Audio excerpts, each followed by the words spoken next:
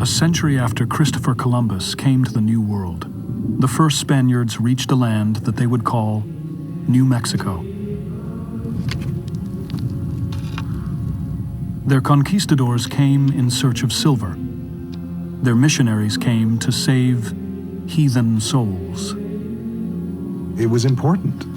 This was life and death, not simply life and death here on earth.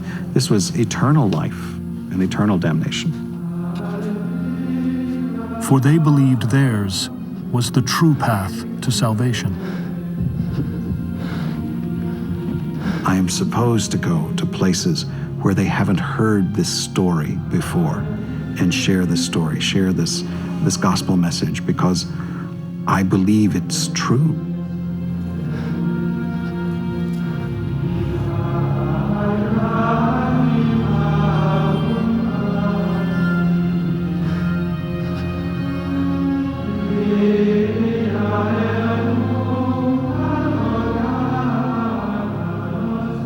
But the people the Spanish encountered had their own religious traditions.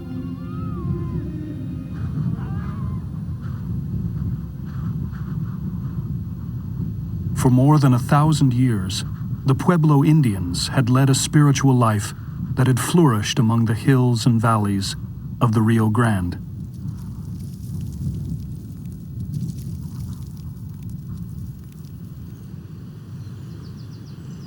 Our whole world around us is our religion.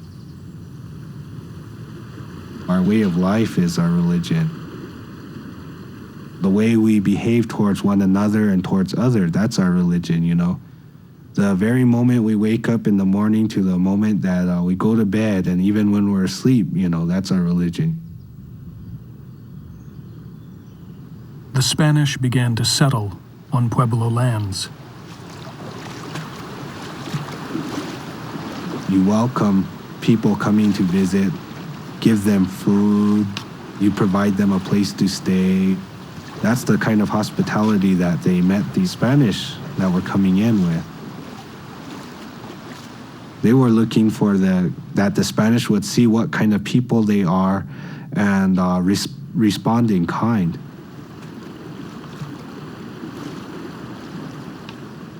They never did reciprocate that kind of relationship. Within a decade, the Spanish had built more than 40 Catholic churches. The Franciscan friars conducted daily mass, and the Pueblos came. The Pueblos were not closed, saying our way is the only right way. When the church came in, the Pueblo said, hey, we'll go to your mass and listen to what you have to say. And so the Spanish thought that was a willing acceptance of Catholicism. But the Pueblos had no intention of letting Christianity take the place of their own religion. The Pueblos could say, we'll add the Blessed Mother, we'll add the baby Jesus. There was obviously some confusion because the friars didn't realize that they were an addition rather than a replacement.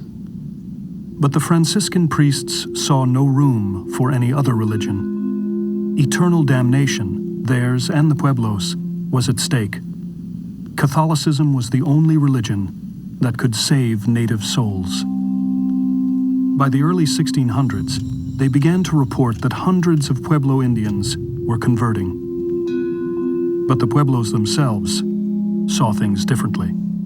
Catholic Church was saying one true God, no others.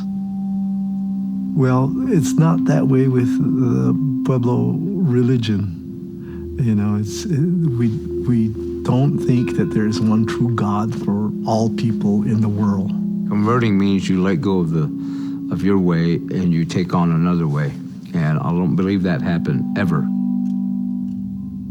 Some friars began to notice that even many converted Pueblos continued to practice their own religion. They demanded that the colony soldiers enforce their one true faith.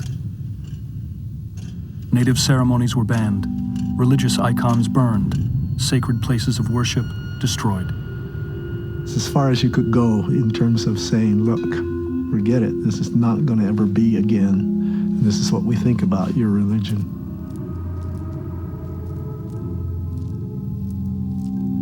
It was a time of militancy about your faith, and the friars brought that with them. We have the truth. This is the truth. This is the truth that the whole Spanish Empire is behind me supporting. I'm going to get this truth in there. Some priests became notoriously brutal. One beat a Pueblo man so badly, the victim was described as bathed in blood.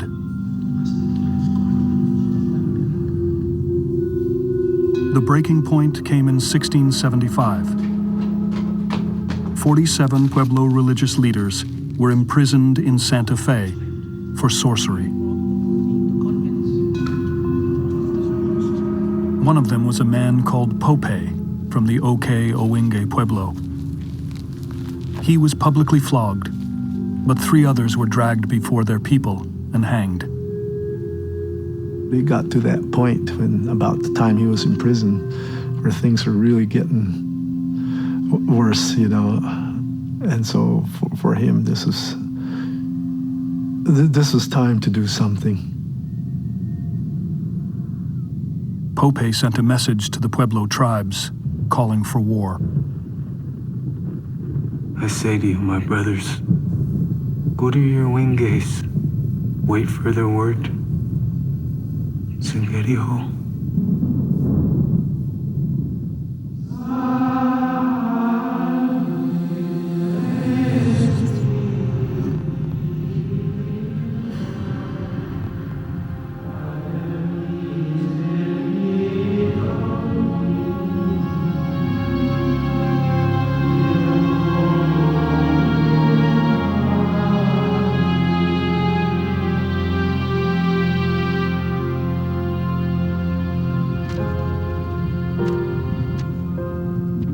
"2,000 Pueblo Indians descended on the Spanish.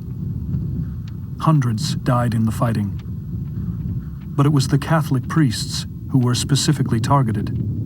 More than half their number were murdered. It was August 10th, 1680. 10 days later, the Spanish fled New Mexico. The Catholic Empire had faltered. It was a sign that European religion would not survive unchanged in the New World. That we shall be as a city.